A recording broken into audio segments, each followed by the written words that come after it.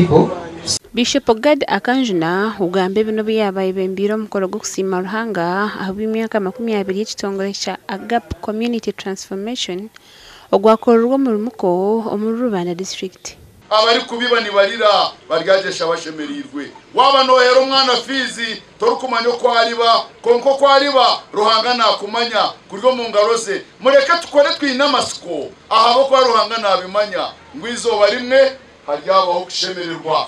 Oguyayereka ngo n'icurungi abantu kweyandise bintu bibi babandi benda kuhindura hambera zabo. Once you realize you deserve a bright future, letting go of your dark past is the best choice you will ever make.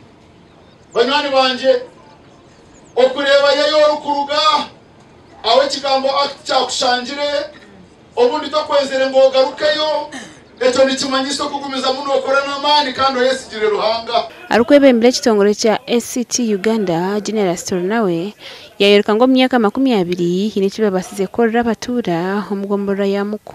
Kozire binji munonga tuyambira abantu mu bya education, twabayamba mu bya magara, twabayamba mu bya agriculture, ebyendya, ebya handcraft skilling, so twine projects nizo kozire kandi ziri successful. Akiti kajitaha mu mwaka wa 2011 ndikuza mu senior 1 ya pera rugari senior 1 mpaka ha certificate in secretarial studies. Ekitongole cha SCT Uganda nichwera batura mugomboro ya muko mu Rubanda aho kugira mbera nungi. Omugandi abishirize mu Kristo omuri district ya Shema baraburukurwa mu ntaro z'edini n'obwangane ngabo kubaruhanga nomwe. Ebyagambo izoba ahamugoro gwo kusima ruhanga akanisa ya All Saints Church itendero ogwayebembirwa abanyamakuru ba Shema.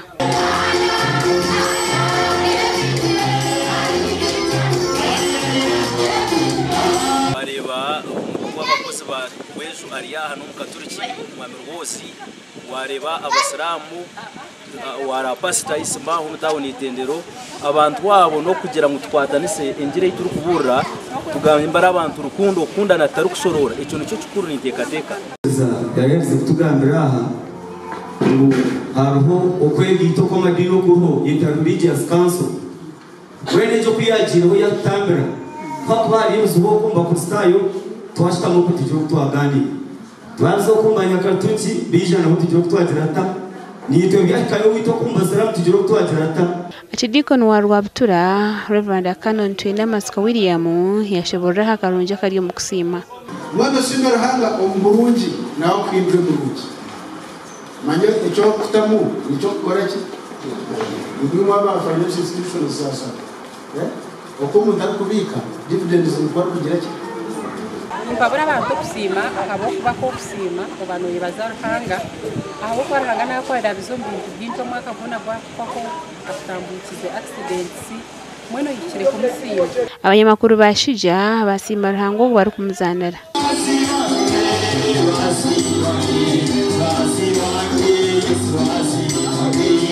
Arabashira makurgaho yera bakacateke kabundu atecyo jireto ki mwana hano baba kusima ki mwana rondaka takubara kusima waboroho wodo mukabisho bakusima wodo muko bakusima wodo mu office bakusima wodo mu rukiko bakusima.